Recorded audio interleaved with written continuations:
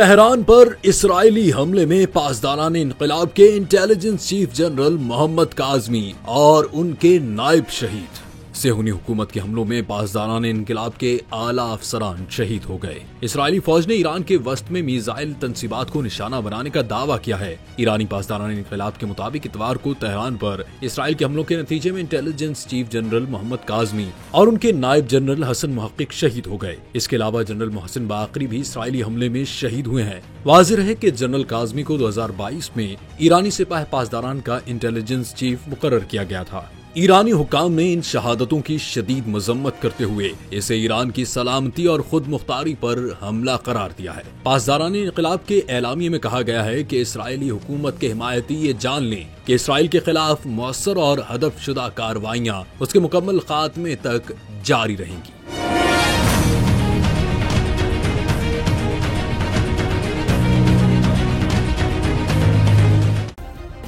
Subscribe करें और bell दबाएं ताकि कोई खबर रह न जाए।